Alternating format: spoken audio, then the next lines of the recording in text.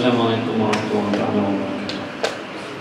Kita mulakan kemudian kita dengan bersama Quran Al-Fatihah.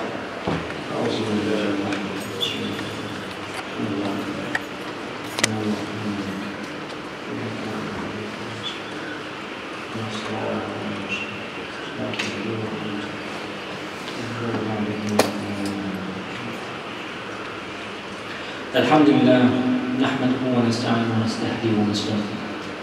Wa na'udzu billahi min shururi anfusina wa min sayyiati a'malina. Man yahdihillahu fala mudilla lahu wa man yudlil falan tajida lahu waliyyan murshida. Wa kafaa billahi shahida.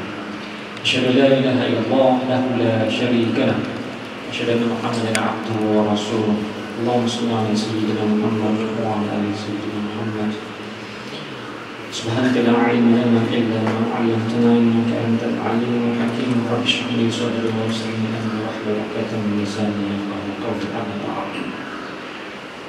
Yang dimuliakan pengurusi surah Al-Rahman Al-Hakim, Tuan Imam, tuan-tuan, hadirin dan hadirat yang dikasihi sekalian. Alhamdulillah, kita bersyukur kepada Allah Subhanahu wa taala kerana dengan limpah kurnianya, dengan keizinannya, maka kita dapat sama-sama hadir ke rumah Allah Subhanahu wa taala. Walaupun rumahnya tidaklah sehebat Masjidil Haram ataupun Masjidil Nabawi ataupun Masjidil Aqsa ataupun masjid-masjid yang lain yang lebih hebat lagi, yang lebih dahulu dari kewujudannya, tetapi mudah-mudahan dengan kehadiran kita ke rumah Allah Subhanahu wa taala dengan tujuan mencari ilmu dan juga beribadah kepada Allah Subhanahu wa taala, kita dapat berkumpul dalam keadaan yang datang ke rumah Allah Subhanahu wa taala hanyalah orang-orang yang beriman. Dan orang yang beriman ini adalah orang yang berakal. Orang nak percaya ini mesti ada akal. Kalau tak ada akal, dia tak beriman. Dia susah nak beriman. Kadang-kadang manusia dia ada akal tapi tak beriman juga. Walaupun belajar dia tinggi sampai ke tahap universiti, tapi tak beriman juga kepada Allah Subhanahu wa taala. Sebab itu tuan-tuan, Rasulullah SAW dalam dakwahnya yang pertama sekali dia cari orang-orang yang mudah dan memahami Islam. Cari di golongan orang-orang miskin, orang-orang susah, kerana mereka itu akan meletakkan harapan yang cukup besar. Sebab dia susah, dia tak ada fikir apa-apa. Kalau orang senang, dia macam-macam dia fikir, dia bercabang pemikiran dia. Kalau orang susah, dia tak ada rugi apa-apa. Bagi dia beriman dalam keadaan dia berada dalam keadaan kesusahan, kesukaran kehidupan dan sebagainya. Sebab dia dah biasa dengan kesusahan, berbeza dengan orang yang biasa dengan kesenangan, kemudahan, kemewahan. Dia rasa suka. Dia rasa kadang-kadang kalau dia berminat, bertambahlah imannya. Kalau dia rasa tak berminat, maka kuranglah imannya. Yang paling parah sekali kalau dia nak keluar daripada agama Allah Subhanahu wa taala. Dia kata susahlah, susah kita jadi bangsa ini, payah kita nak buat pilihan. Jadi bangsa ni otomatik jadi orang Islam, payah macam tu. Apa kata kalau kita diberikan pilihan? Tuan-tuan, ramai orang nak keluar, lebih-lebih lagi anak-anak muda yang diberikan hadiah dan sebagainya untuk keluar daripada ajaran Allah Subhanahu wa taala. Nak dia tuan-tuan, dapat pula Galaxy S3 ke Galaxy Note, tuan-tuan, hadiah itu saja berebut juga nak keluar daripada agama Allah Subhanahu wa taala. Tapi disebabkan adanya peraturan, ada undang-undang, tuan-tuan, tak boleh nak keluar semudah itu. Amatlah rugi tuan-tuan, manusia itu nilai iman ini boleh dinilai dengan harta dunia. Amat rugi. Sebab iman itu tuan-tuan letaknya di dalam dada, di dalam hati. Disitulah kunci keimanan kita pada Allah Subhanahu wa taala.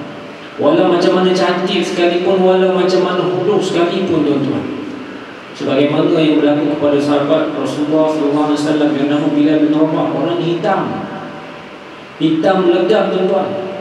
Lebih kurang macam kuali masa dulu tuan-tuan, hitam. Tak boleh nak digambar ke hitam tuan-tuan.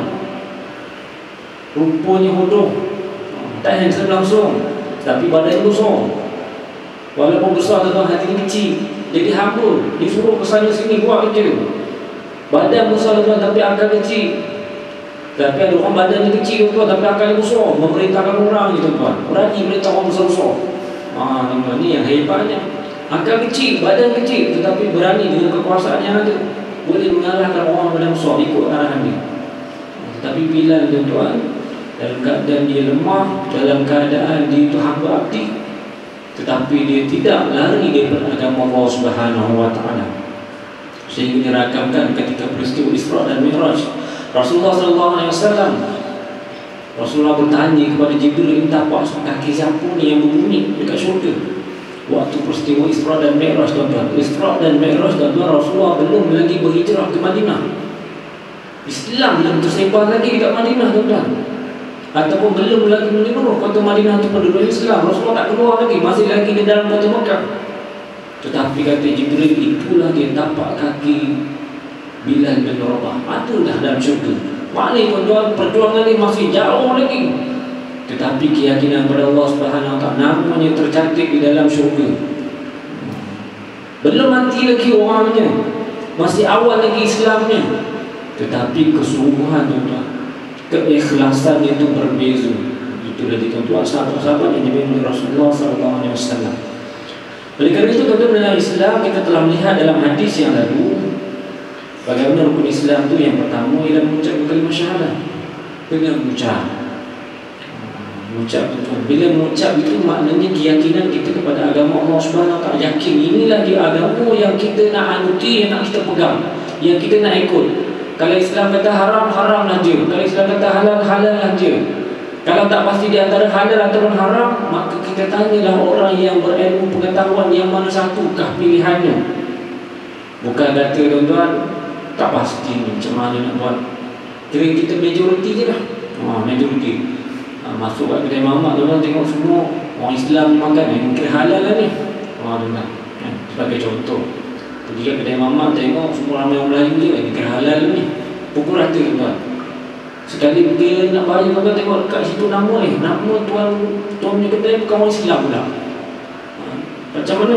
Tuan-tuan, manusia yang tidak ada prihatin dari segi makanan pun tak ada prihatin tuan. Apalah nilai sana roti canai, cari kat kedai lain tuan, sama je. Roti canai dia dengan roti canai orang kafir, orang Islam tu sama je.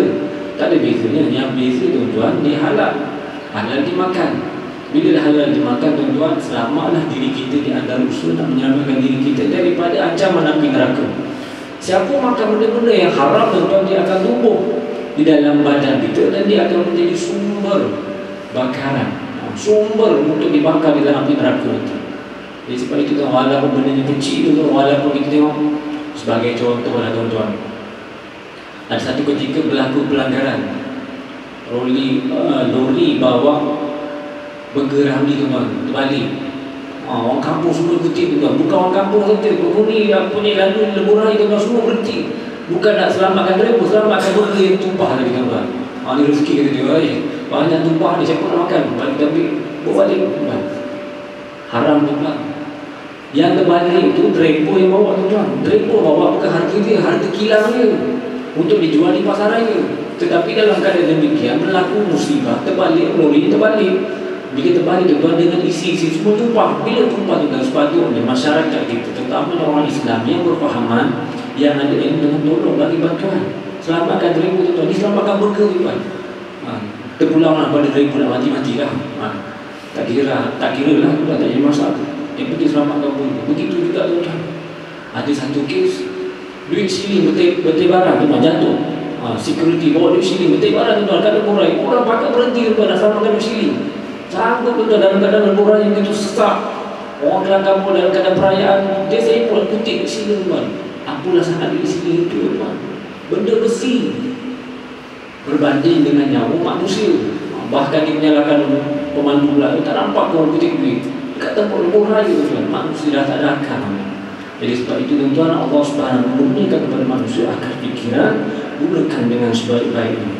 Sebab itu tuan-tuan, dalam beriman pada Allah Subhanahu wa taala, Allah Subhanahu wa taala minta mengucap kalimah syahadah, kena ucap. Bila ucap tuan, bukan paksaan. Islam tidak ada paksaan dalam iqamah fiddin, tidak ada paksaan dalam beragama. Kamu nak masuk agama apa tak jadi masalah. Tetapi kata Allah Subhanahu Wa Taala, kamu diberikan dua pilihan, sama ada nak masuk neraka atau nak masuk syurga. Dua-dua tuan-tuan tak nampak lagi. Saya pun tak nampak tuan-tuan. Kalau dah nampak tuan-tuan, dah nampak jadi warak tak tuan-tuan. Sebab tak nampak tuan-tuan, kadang-kadang warak, kadang-kadang tak berapa warak sama tuan-tuan. Sebab tak nampak. Kalau dah nampak tuan-tuan, contoh nak kata, sekarang ni tuan-tuan sihat, cuba satu ketika tuan-tuan jadi orang yang lumpuh. Orang lumpuh tak boleh buat apa-apa tuan-tuan. Masa tu tak boleh nak kata apa dah. Kalaulah aku sihat, aku akan berzikir, aku akan mengaji, aku akan semayang kat surau Luqman Hakim dan sebagainya. Tapi sebab tak berlaku tuan-tuan, tak apalah. Bagilah siapa yang rajin, siapa yang sembahyang, pergilah kita wakil kepada dia, doalah supaya kita selamat semua tuan-tuan. Jadi sebab itu tuan-tuan lihat, kata Allah Subhanahu Wa Taala, kena mengucapkan kalimah syahadat. Bila mengucapkan kalimah syahadat, tuan-tuan merupakan pembuktian. Tuan-tuan sebut, tuan-tuan yakin, tuan-tuan bertanggungjawab. Itu maksudnya. Sebab itu Allah Subhanahu Wa Taala menyebutkan, wa ma arsalna min qablika min rasulin illa nuhi ilaihi annahu la ilaha illa ana fa'budun. Kata Allah Subhanahu, dan tidak kami utuskan sebelum kau wahai Muhammad seorang rasul, melainkan kami wahyukan kepadanya bahawa sesungguhnya tidak ada Tuhan melainkan aku, maka sembahlah kamu akan aku. Dalam surah Al-Anbiya ayat 35, Allah Subhanahu Wa Taala menegaskan kepada orang-orang yang nak menganut agama Islam, kena ikut apa yang dibawa oleh Nabi Muhammad SAW, itu Nabi-Nabi sebelum dia mengajak manusia supaya beriman kepada Allah Subhanahu Wa Taala. Tuan-tuan, di antara rukun Islam yang kedua ialah mendirikan solat, sembahyang. Sembahyang ini sepatutnya tidak timbul persoalan. Tak perlu nak buat kempen jom ke masjid, tak perlu buat kempen jom sembahyang subuh, tak perlu nak buat kempen jom sembahyang isyak, tak perlu nak buat kempen jom solat dan sebagainya tuan-tuan. Macam-macam kempen tuan-tuan.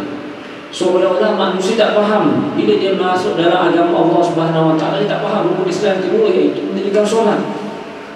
Allah Subhanahu Wa Taala menyebutkan dalam firman surah Al-Baqarah ayat kedua, ayat yang ketiga, alladzina yu'minuna bil ghaibi wa yuqimuna shalah. Orang yang beriman dengan perkara yang ghaib, mereka itu mendirikan solat, mendirikan sembahyang. Orang yang beriman adalah orang yang bersembahyang. Sebab apa dia sembahyang? Sebab dia beriman pada Allah Subhanahu Wa Taala. Dia yakin Allah Subhanahu Wa Taala itu akan memberikan ganjaran kepada diri dia. Sebab itu dia buat. Sebab itu tuan-tuan dia lakukan. Ada pula manusia kata, Allah Ustaz, saya tak naklah pergi masjid ataupun surau Luqman Hakim selalu sangat, nanti orang kata saya ni baik pula. Bimbang orang kata dia baik tuan-tuan, tapi selalu nak jadi bersih, nak jadi sampling ke? Takkan benda tak baik. Eloklah orang kata kita orang baik. Dan orang yang baik tuan-tuan, dia tak campur dengan orang jahat. Mana sama orang baik dengan orang jahat tuan-tuan? Tak sama. Samsung dengan orang baik tuan-tuan, orang soleh tuan-tuan berbeza. Orang buta dengan orang tak buta tuan-tuan berbeza. Orang hitam dengan orang putih tuan-tuan berbeza. Sebab itu tuan-tuan, Allah SWT menyebutkan orang yang beriman dengan yang baik, mereka itu mendirikan solat, mereka sembahyang. Kena sembahyang. Sembahyang pula tuan-tuan bukan sembahyang sunat, sembahyang fardu. Sembahyang fardu kena dilakukan. Bila nak lakukan tuan-tuan secara berjamaah. Bila secara berjamaah tuan-tuan, kenalah ada masyarakat, ada manusia-manusia yang kena mendirikannya. Tak bolehlah imam bila siap itu tiga orang sembahyang tuan-tuan, yang lain tak ke mana pergi tuan-tuan. Tak boleh begitu. Masing-masing bertanggungjawab. Cuma dalam solat itu disebutkan kena ada seorang azan, mesti ada seorang yang memimpin. Tak boleh sembahyang tuan masing-masing. Sampai kalau semua tuan semua sembahyang masing-masing tuan. Paling mudah lah tuan kalau tuan musafir, pergilah kat arena. Semua pakat sembahyang jamaah dalam masa tuan. Yang betul sah. Tetapi semua pakat sembahyang sendiri. Pening pada tuan tengok cuma ni semua ni ada sejadah sendiri tuan. Kiblat satu tapi sembahyang masing-masing. Orang semua ada kan, tapi masing-masing masih tak tenang. Satu perkara yang perlu diambil iktibar. Sembahyang itu dah bagus tuan, tetapi Islam kata berjamaah. Allah SWT menyebutkan kamu sembahyang berjamaah 2 orang. Kemudian tambah lagi 3 orang, itu lebih baik. Tambah lagi orang 4 orang berjamaah bersama kamu, itu lebih baik. Tambah lagi orang sampai 2-3 salat, itu lebih baik daripada kamu sembahyang berdua walaupun berjamaah, itu lebih baik kata Allah SWT. Maknanya nak ceritakan tuan, nak ajak manusia supaya sama-sama sembahyang. Bukan imam bila siap itu disembahyang, bukan.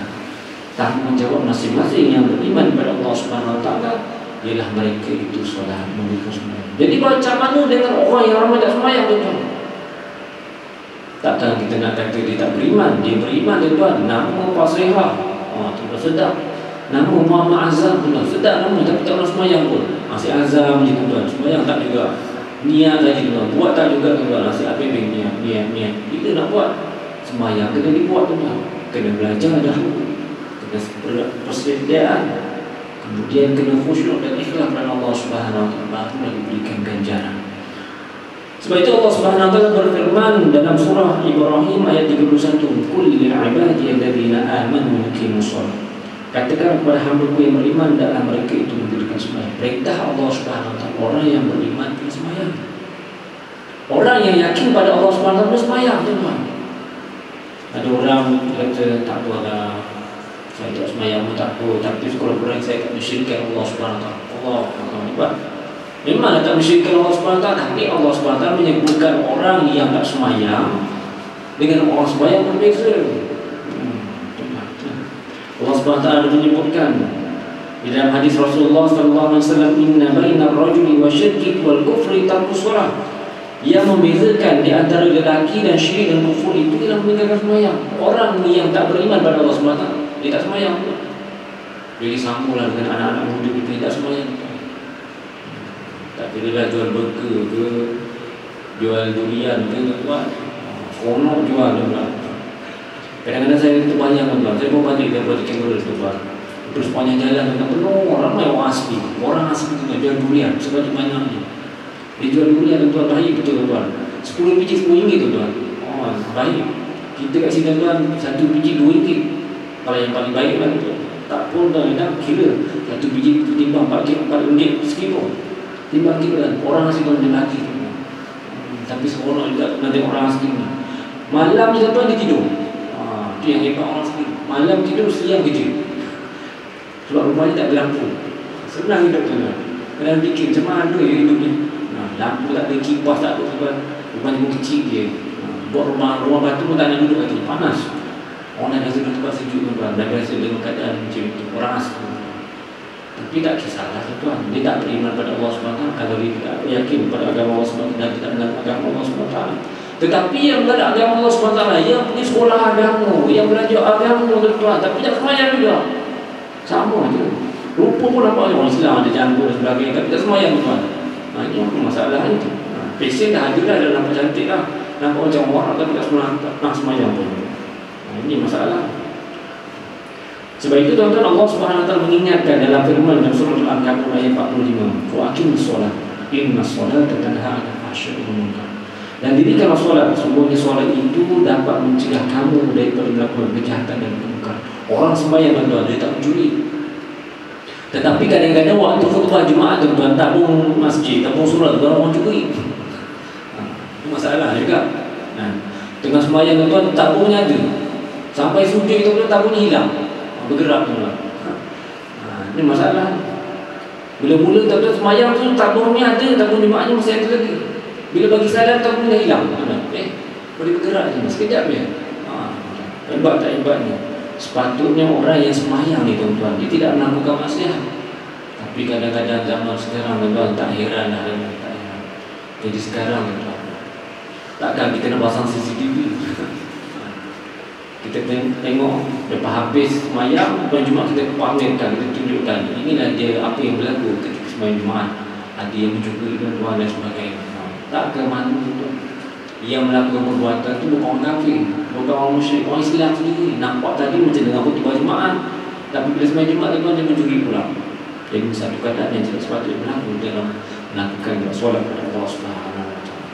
Allah Subhanahu Wa Taala mengingatkan kepada manusia bagaimana firman-Nya dalam surah Al-Ma'arij ayat 19-23, "Innal insana khuliqa halu'a, idza massahu syarru jazu'a wa idza massahu khairu manu'a illa al-musallin alladzina hum 'ala sholatin da'imun." Sesungguhnya manusia itu dijadikan sifatnya lumpur, sifatnya tamak, mengeluh apabila kesusahan menimpa dia. Dia tak suka kalau ditimpa kesusahan. Contohnya kalau boleh kuliah ni jangan panjang-panjang sampai waktu isyak kita berhenti. Contohlah kata. Ada pula yang kata apa pula sampai isyak sampai pukul 9 panjang sikit pas lalu dengar inilah masa nak dengar, inilah masa nak rehat. Dan kadang-kadang kita minta panjang berapa supaya senang nak tidur.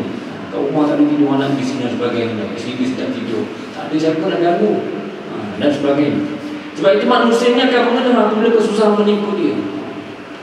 Asalnya kaya tuan-tuan, tetapi tiba-tiba bisnes tuan-tuan rugi. Ada orang yang tuan jual ayam, bila dah berniaga tuan nampak macam orang beli. Dan beli-beli tuan-tuan orang tak bayar pula, rugi tuan-tuan. Pening tuan macam mana nak buat. Manusia sentiasa mengeluh apabila kesusahan menimpa dia. Susah hati tuan-tuan, susah hati. Bila semua yang panjang ni imam dia baca pendek lah. Apa lagi lah yang baca dia dah panjang sangat. Sebab manusia tak biasa nak menahan sabar. Dah biasa dengan kemudahan, dah biasa dengan kemewahan, dah biasa dengan kesenangan tuan. Sebab itu tuan-tuan, Allah SWT manusia, tabiat manusia itu dia akan mengeluh apabila kesusahan menimpa dia. Barang naik tuan, dia pening kepala. Macam mana nak buat? Tak apalah, malam ni juga kita pergi stesen minyak, isi minyak sepenuh-penuh ni tuan-tuan. Berdiri-diri orang isi minyak, macamlah berita setahun. Tak faham. Saya ingat perangai dekat UK je tuan-tuan, sampai tak Malaysia juga dah perangai tu. Jadi kat UK tuan-tuan, harga minyak setiap hari berubah.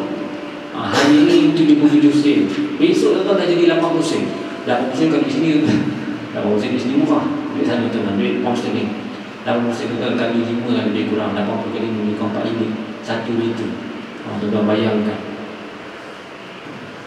Jadi oleh kerana itu tuan-tuan lihat, apabila manusia itu ditimpa kesusahan, dia akan mengeluh dan kikir apabila keuntungan mengenai dia. Dapat keuntungan tuan-tuan, dapat kemewahan, wah kedekut tuan-tuan, tak nak bagi orang lain. Tak boleh kongsi, ini usaha saya. Yang lain minta dia buat apa ni, buatlah sendiri. Contoh tu. Kecuali orang-orang yang sembahyang, orang-orang yang mengerti Allah Subhanahu Wa Taala, yang berkekalan atas sembahyang mereka, yang sentiasa sembahyang, dia ingat pada Allah Subhanahu Wa Taala, bahawa kesusahan, kemewahan, kesenangan yang ada ini datang daripada Allah Subhanahu Wa Taala, yang merupakan ujian. Ada orang tuan-tuan, anaknya UPSR, nama tak ada tuan-tuan, menangis macam nak mati tuan-tuan. UPSR aja tuan-tuan, nama tak ada. Anaknya macam nak bunuh diri dah. UPSR je tuan-tuan, bukannya nak masuk universiti. Orang dah masuk universiti tuan-tuan, cemerlang sekalipun nak minta kerja pun tuan-tuan susah hati. Dah ada fikir pun tak ada kerja tuan-tuan, pening kepala. Dah pandai kan ni, cerdik kan ni kata orang. Dah kata orang tu dah ini boleh katakan orang intelek kan ni, pandai sangat ni. Keluar tuan-tuan cari kerja, tak ada kerja tuan-tuan, nak buat macam mana? Itu dah keluar universiti, ni baru UPSR tuan-tuan. Jauh lagi perjalanan, budak kecil lagi tuan-tuan. Macam nak bunuh diri dah tuan-tuan, sedih sangat. Rupanya nama tercicir tuan-tuan. Allah Allah, bukan nak cemerlang, nama tercicir. Pun dapat 5 lagi, suka bukan main mak dia. Allah. Baru dapat UPSR tuan-tuan, panjang nanti tuan-tuan. Agaknya kalau tak lulus PNR, tuan agak yang bunuh diri terus. Dah kali tahu bunuh diri tak jadi, yang kali kedua terbunuh lah tuan. Rupanya nama tercicir je. Nasib baik tuan ada lagi iman daripada Allah Subhanahu Wa Taala. Sembahyang dapat membersih seorang Islam dari segala macam rupa kesalahan harian. Allah Subhanahu Wa Taala menjadikan manusia supaya sembahyang. Tentu dirakakan dalam hadis, ara'aitum law anna nahran bi babi ahadikum yaghtasilu min kulli yawmin 5 marrat hal yabqa min daranihi shay'? Qalu la yabqa min daranihi shay'. Qala fadhalika mathalu as-salawatil 5 yamhu Allahu biha al-khataya. Maksud hadis ini, bagaimanakah pendapat kamu jika sekiranya ada sebatang sungai di pintu rumah salah seorang daripada kamu, ia mandi daripada dia hari sebanyak 5 kali. Bayangkan depan rumah tuan-tuan ada sebatang sungai, ada sungai yang mengalir 5 kali tuan-tuan mandi. Rasanya tak sempat perlu kita mandi, tak sempat perlu kita mandi. Masuk waktu isyak mandi, waktu subuh mandi tuan-tuan. Bayangkan, adakah tinggal daripadanya dakinya sesuatu? Mereka berkata tidak tinggal daripada dakinya sesuatu. Dia bersabda makin demikian, itulah perumpamaan sembahyang 5 waktu Allah menghapuskan dengan dia segala kesalahan. Tapi ingat tuan-tuan, kesalahan ini kesalahan manusia dengan Allah Subhanahu Wa Taala, bukan kesalahan sesama manusia. Kalau kita kutuk orang tuan, kalau kita hina orang tuan-tuan, kena minta ampun dengan dia, minta maaf dengan dia, kena jumpa dia, kena cerita dengan dia. Jangan kumpul tuan-tuan, dah kutuk, dah kata macam-macam tuan-tuan, dah maki dia macam-macam tuan. Nanti jumpalah kita pada 1 Syawal, malam 1 Syawal. Minta ampun saya dengan ini, minta ampun pada jemaah sekalian, minta maaf terhadap perbuatan saya dahulu. Dia buat umum je tuan-tuan, orang tak cerita kan. Rupanya dia yang buat fitnah tuan-tuan. Itu yang kena cerita tu. Jadi sebab itu dalam Islam kena jelas. Nak minta taubat, nak minta maaf memang kena jelas. Bukan macam itu saja tuan. Sebab ini masalah manusia dengan manusia, berbeza manusia dengan Allah Subhanahu wa taala. Sebab itu tuan-tuan, Allah Subhanahu wa taala mengingatkan dalam satu hadis riwayat Tirmizi, "Ahadul ladzi bainana wa bainahum as-shalah, faman tarakaha faqad kafara." Perjanjian yang ada antara kami dan mereka ialah sembahyang, maka barang siapa meninggalkannya maka kafirlah dia. Ini hukum tuan. Dalam perbezaan dalam mazhab ada menyebutkan apakah hukumnya orang yang tak bersembahyang tuan. Ulama kata sama lah. Jadi hukum orang kafir tuan. Jadi ulama tak kata dia kafir tuan, tetapi sama lah dia taraf dia dengan orang kafir. Orang kafir tak sembahyang. Apa beza dengan orang kafir? Orang kafir tak sembahyang tuan. Kita kena sembahyang 5 waktu. Sebab itu kita beriman pada Allah Subhanahu wa taala. Apabila sembahyang tuan, kita ingat pada Allah Subhanahu wa taala, maka hati tuan menjadi mudah, menjadi lembut, ingat Allah Subhanahu wa taala. Bukan dia ingat masjid tuan, tapi dia ingat pada Allah Subhanahu wa taala. Cara dia tuan pergi masjid. Nak ingat Allah Subhanahu wa taala tuan, tak boleh duduk dalam rumah tuan. Rumah ni macam-macam ada internet. Payah tuan. Ada astro tuan. Tambah lagi. Ada macam-macam lagi tuan. Pening kepala. Ada DVD player tuan, macam-macam pening kepala tuan. Tak boleh tuan. Kena pergi masjid. Sebab kat masjid tuan tak ada astro, tak ada apa-apa tuan. Semua tak ada. Hanya Allah Subhanahu wa taala. Jadi mudah tuan nak tumpukan perhatian pada Allah Subhanahu wa taala. Dan tak banyak godaan. Orang pergi masjid tuan, orang tahu orang sedang baik. Orang tahu. Tapi kalau duduk dalam rumah, sembahyang juga tuan. Sebab dalam Islam pun ada menyebutkan, janganlah jadi rumah kamu seperti kubur, tak sembahyang langsung. Adakan juga sembahyang sunat tuan, supaya rumah kamu tu nampak bercahaya. Jangan jadikan macam kubur. Kubur dia tuan kawasan lapang, kawasan kosong. Sebab apa kubur tuan? Sebab kawasan kubur tuan tak ada yang bangun, semua tidur. Kalau dia yang bangun tuan dah ramu dah tuan. Penduduk keliling semua lari tuan. Bukan cakap penduduk keliling, imam-imam pun lari tuan. Ada yang hidup lagi dan sebagainya. Sebab itu tuan lihat bagaimana Ibnu Mas'ud berkata, "Man taraka shalah pada dinalah." Ini kata Ibnu Mas'ud, bukan hadis. Siapa yang tinggal sembahyang seolah-olah dia tidak ada agama. Agama kata sembahyang, tetapi bila dia tak nak sembahyang tuan, apakah hukum?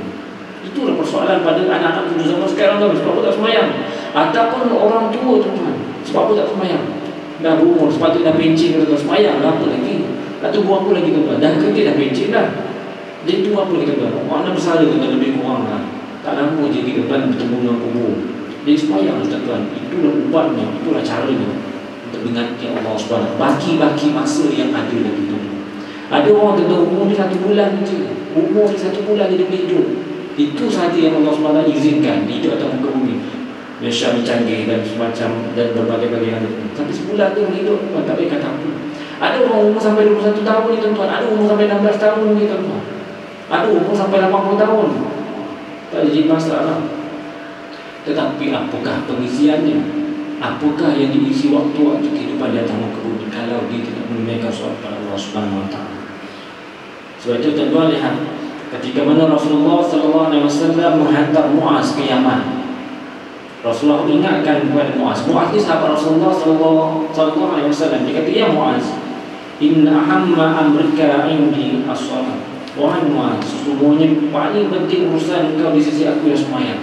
Maknanya Rasulullah ingatkan kepada Muaz, Muaz kau duduk jauh. Contohlah tuan-tuan, saya hantar seorang wakil duduk kat Johor sana. Kamu jadi raja kat sana. Yang paling penting pada aku bukan kau boleh makmurkan negara kau, kawasan pemerintahan kau. Yang paling penting bagi aku, kau tu sembahyang. Itu tuan-tuan dimaksudkan. Kau tu sendiri kena sembahyang. Jangan kau nak suruh orang je, kau sendiri kena buat. Rasulullah ingat pada Muaz. Muaz tuan ni bukan budak sapsir, bukan budak degil, bukan budak nakal tuan.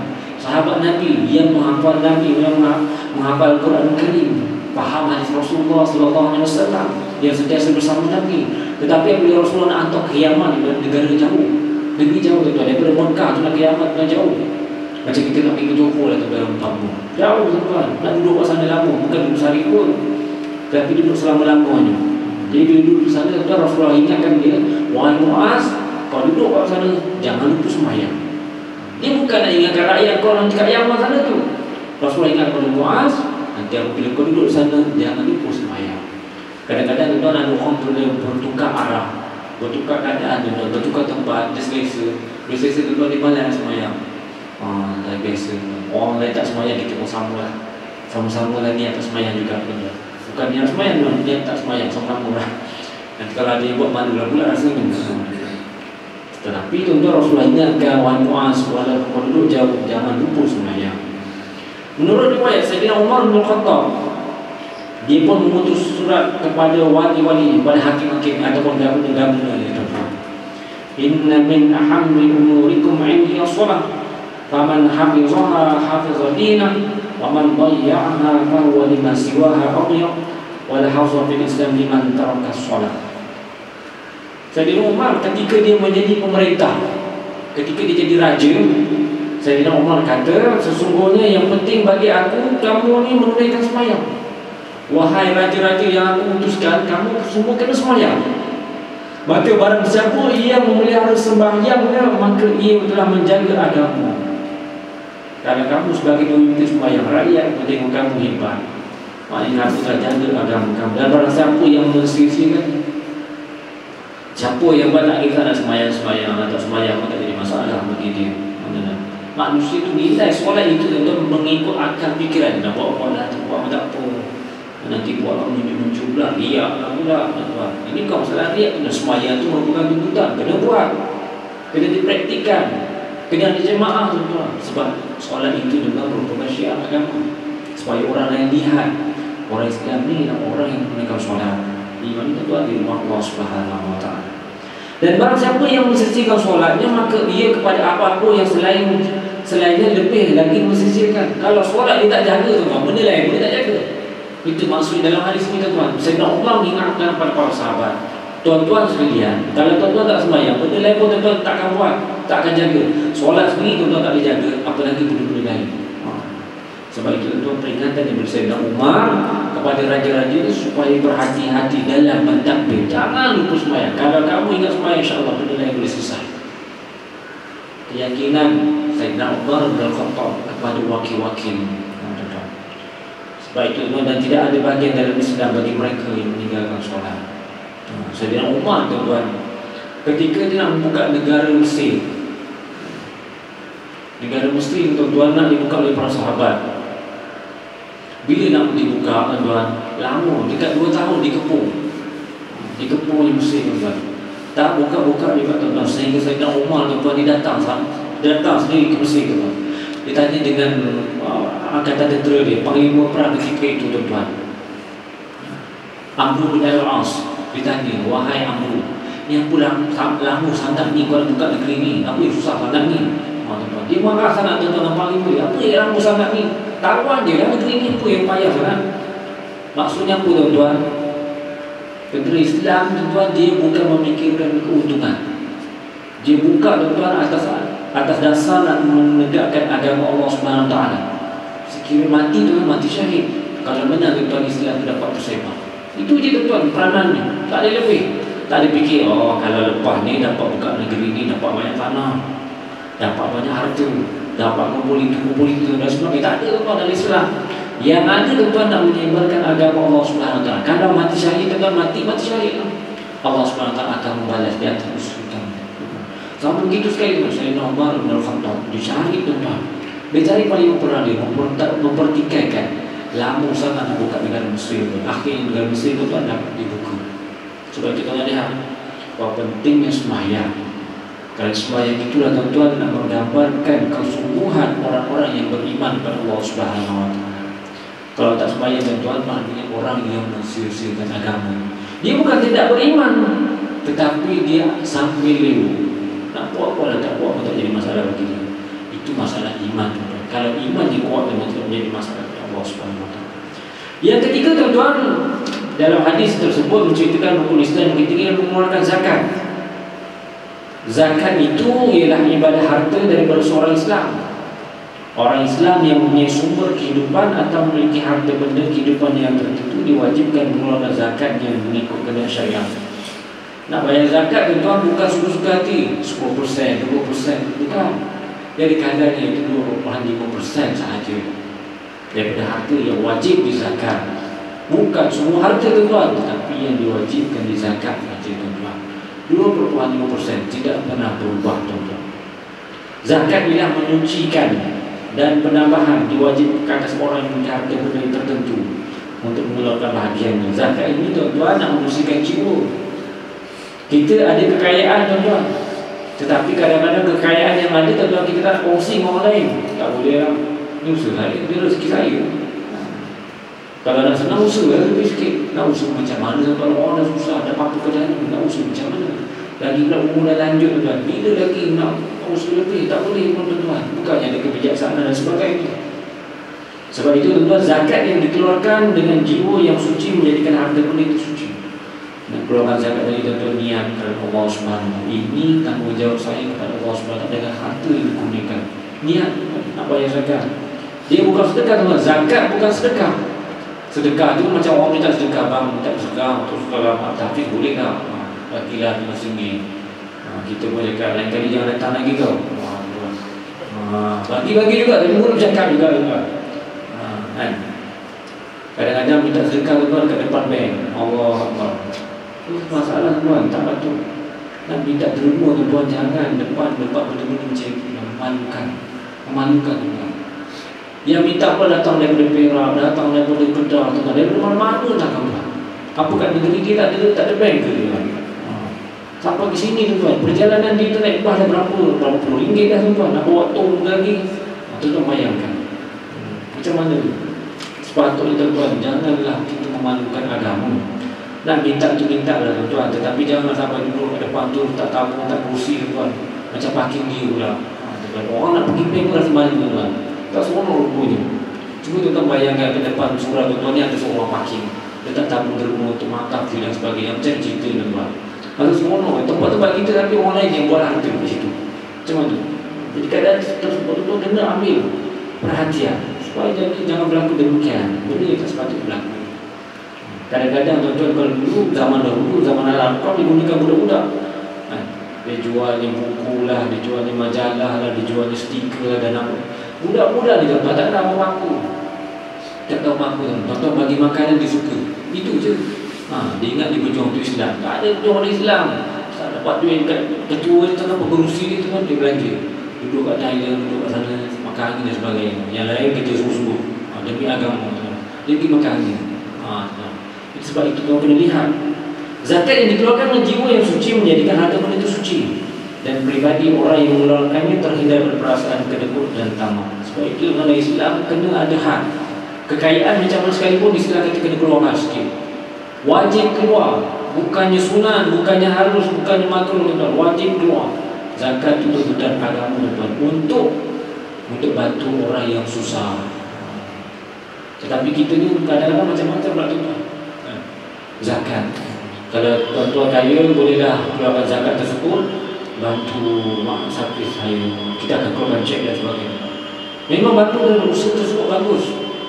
Tapi kalau zakat ini tuan-tuan dapat kita kumpul, sebagai contoh negeri Selangor kita dapat kumpulkan dalam satu tabung namanya lembaga zakat Selangor. Letak kat situ tuan-tuan, tabung yang besar, ramai orang Islam boleh dapat manfaat.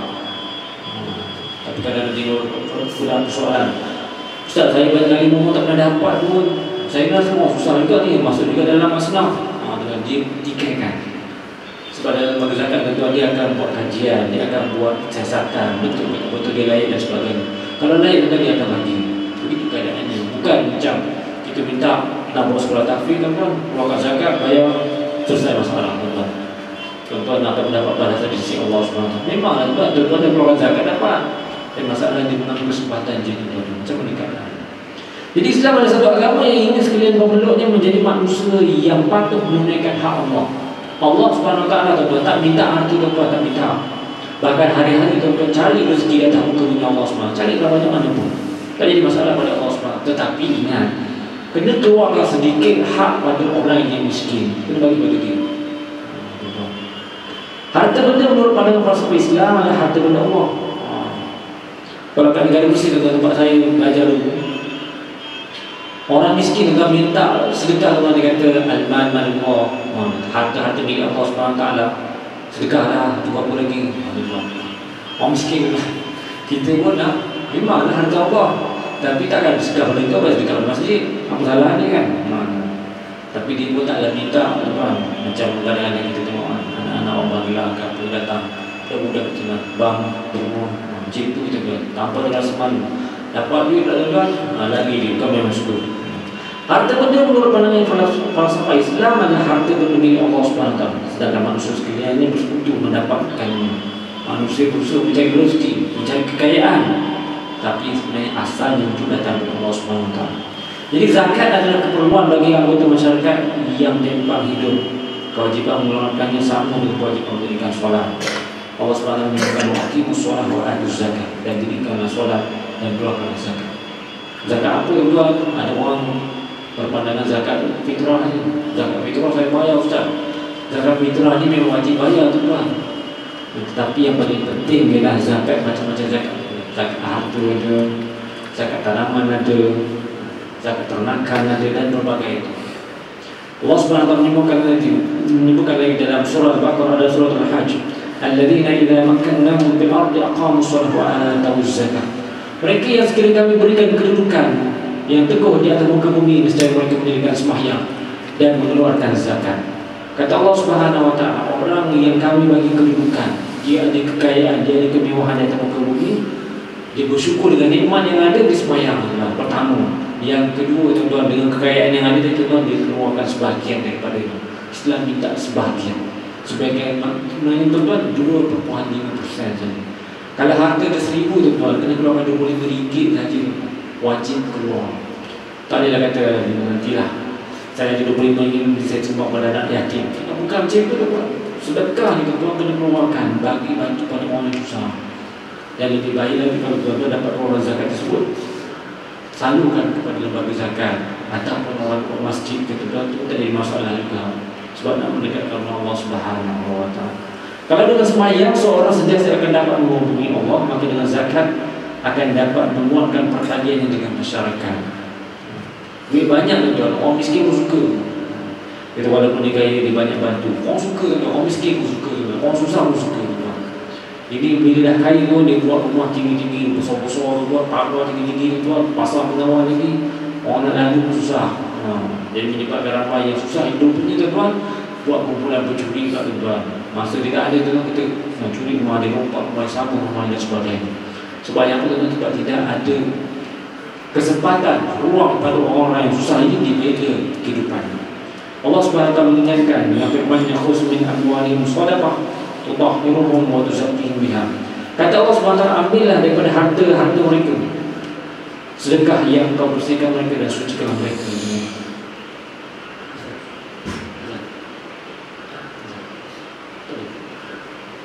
Dalam azan tak bu? Tak ada. Oh, ada azan. Sikit kita kan. Walladzina fi amwalihim haqqun ma'lum lis-sa'il wal mahrum. Yang pada harta-harta mereka ada hak yang maklum bagi orang-orang yang meminta dan yang tidak mampu. Maknanya orang kaya tadi tuan-tuan, orang yang berharta, cukup syaratnya kena keluarkan zakatnya untuk diberikan kepada orang fakir miskin dan sebagainya. Sebab itu tuan-tuan, kita lihat bagaimana Sayyidina Abu Bakar sewaktu ada sekelumpulan orang Arab yang tidak mahu mengeluarkan sebaik saja Rasulullah wafat. Rasulullah wafat, tuan-tuan, ramai orang-orang Arab tuan-tuan dia berpaling. Dia ingat agama itu datang daripada Muhammad. Muhammad tak ada habis. Habis. Jadi bila berlaku demikian, kata Sayyidina Abu Bakar, wallahi la uqatilunna man farraqa baina salati waz zakah fa inna az-zakata haqqul mal. Wallahi law mana'uni inaqan kanu yu'addunaha li Rasulillah sallallahu alaihi wasallam laqataltuhum ala man'ihi. Riwayat Bukhari. Demi Allah, sehingga sesungguhnya aku akan memerangi mereka yang membeza-bezakan antara sembahyang dan zakat. Orang buat sembahyang, ramai sembahyang, tak bisa kau tak nak buat. Dia kata, saya masuk Islam juga, saya sembahyang tak, ia masalah sembahyang memang sembahyang, tapi zakat tak nak keluarkan. Kata Sayyidina Abu Bakar ketika dia menjadi khalifah yang pertama, kerana sesungguhnya zakat itu hak harta. Ini masalah harta. Harta ni kamu usahakan, kena diambil, kerajaan kena ambil haknya.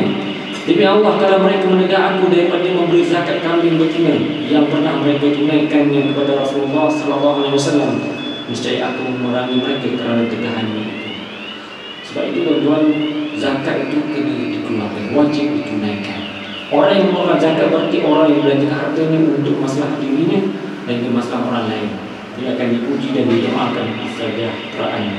Sebagai sabda Rasulullah sallallahu alaihi wasallam, "Ma min yawmin yusbihu al-'ibadu fihi illa wa malakan yanzilani fa yaqulu ahaduhuma Allahumma a'ti munfiqan khalafa wa yaqulu al-akhar Allahumma a'ti mumsikan talafa."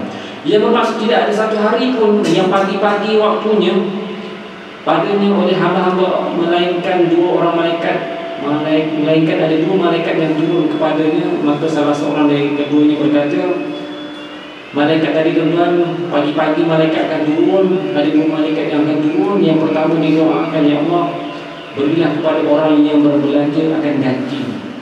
Orang yang memberikan harta yang tadi tuan-tuan untuk masalah orang lain, malaikat mendoakan, berilah kepada orang yang berbelanja tadi gantikan yang lain. Maknanya kalau hari ini dia sumbang RM10, bagilah dia RM100 besoknya, sebagai contoh. Dan seorang lagi berkata, berdoa, berilah kepada orang yang bakhil akan kebinasaan. Macam mana pula dengan orang yang kita tidak derma, atau seorang kita buat solat Jumaat tabung bergerak tuan, tak derma pun buat tahu tuan, tolak je tuan, buat tak nampak je tuan. Orang minta sumbangan je, buat tahu je. Dia kata hasil lah, kalau semayang minta derma je, apa cerita tuan. Dengan semayang atau pembangunan yang ada ni percuma, nak buat aktiviti semua ni percuma, semuanya ditanggung oleh kerajaan. Tak ada tuan. Sebab itu malaikat yang kedua kata, berilah kepada orang yang bakhil akan kebinasaan. Doakan orang yang kedekut tak nak menyumbang tadi, mudah-mudahan dia binasa. Siapa dia doa tuan? Malaikat yang mendoakan, bukan manusia yang lain. Tak ada siapa yang dengar. Malaikat yang mendoakan kepada orang yang tak mahu membelanjakan hartanya di jalan Allah Subhanahu wa taala. Karena orang yang demikian tuan-tuan dianggap sebagai orang yang bakhil, dan hartanya tadi akan menjadi alat untuk menyiksa di hari akhirat. Sikit kita tuan. Sabda Rasulullah sallallahu alaihi wasallam, "Man atahu Allah malan fa lam yu'addi zakatahu muthila lahu yawm al-qiyamah syuja'an aqrab lahu zabibatan yutawwiquhu yawm al-qiyamah thumma ya'khudhu bilah zamatayn thumma yaqulu ana maluka ana kanzuka thumma tala wa la yahsabanna alladhina yabkhuluna bima atahum Allah min fadlihi wa khairan lahum bal huwa syarrun lahum sayatawwaquna ma bakhilu bihi yawm al-qiyamah." Dalam surah Al-Imran 180, barang siapa yang diberikan Allah harta, dia dapat kekayaan, kemudian dia tidak mengeluarkan zakatnya, akan dirupakan baginya pada hari kiamat seekor ular yang botak kepala oleh ketiadaan rambut kerana terlampau lama hidupnya dan banyak pula racun. Jadi janganlah buat perbandingan atau membuat gambaran tuan. Agak-agak orang yang botak ni banyak dia racunnya. Tidak tuan, dia nak gambarkan harta tadi tuan-tuan, dia berubah jadi seekor ular. Ular tu pula tuan-tuan kepalanya tidak ada rambut. Tuan-tuan bayangkan mana ular ada rambut tuan-tuan. Ini bukannya orang, binatang tuan-tuan. Dia disisip je. Tetapi dalam hadis ini menggambarkan harta yang banyak tadi tuan-tuan, tak nak dibelanjakan, dia akan bertukar menjadi seekor ular yang botak kepalanya dan juga banyak racun. Racunnya banyak, maknanya cukup berbisa. Lagi mempunyai dua tumpuk hitam di atas dua matanya, macam dicelak tuan-tuan, ada tanda, dua tanda tuan-tuan. Yang memberikannya pada hari kiamat. Kemudian dia menyentuh dengan dua belah mulutnya sambil berkata, "Aku ini harta kamu, wahai hamba, aku ini harta kamu. Aku ini perbendaharaan kamu," maknanya harta kamu. Benar Rasulullah membaca ayat dalam surah Al-Imran ayat 160, "Dan janganlah orang-orang yang bakhil dengan apa yang Allah telah berikan kepada mereka dari kelebihannya itu, menyangka bahawa itu baik bagi mereka." Dapat harta banyak dalam simpan tuan-tuan, lakukan saham sana saham sini tuan, jadi bertambah-tambah kaya. Hari ini dah kaya tuan-tuan, biasa jadi jutawan pula. Hari pertama hari itu ada jutawan tuan-tuan, sekarang ada jutawan pula tuan-tuan. Dari macam-macam dah tuan-tuan. Jadi apabila dah dalam keadaan mungkin kedekut, bakhil dan sebagainya, jangan kamu menyangka bahawa itu baik bagi mereka, bahkan itulah dia jahat bagi mereka. Akan digantungkan pilihan mereka apa yang mereka bakhilkan dengan dia pada hari kiamat. Maknanya harta tadi tuan-tuan, dia akan digantungkan di hari akhirat. Maknanya bawalah harta itu seberat-berat tuan-tuan di hari kiamat. Jadi mudah-mudahan juga sedikit ajaran pada kuliah kita pada malam ini akan memberikan sedikit hidayah atau memberikan sedikit pengetahuan kepada kita bahawa agama Allah Subhanahu wa taala itu perlu menjadikan kita seorang hamba yang taat pada perintah Allah Subhanahu Wa Taala. Mudah-mudahan kita menjadi hamba yang terbaik serta berusaha menjadi hamba yang soleh kepada Allah Subhanahu Wa Taala. Jadi saya sekadar itu saja untuk malam ini. Aku lihat wa astaghfirullah li wa lakum. Wassalamualaikum warahmatullahi wabarakatuh.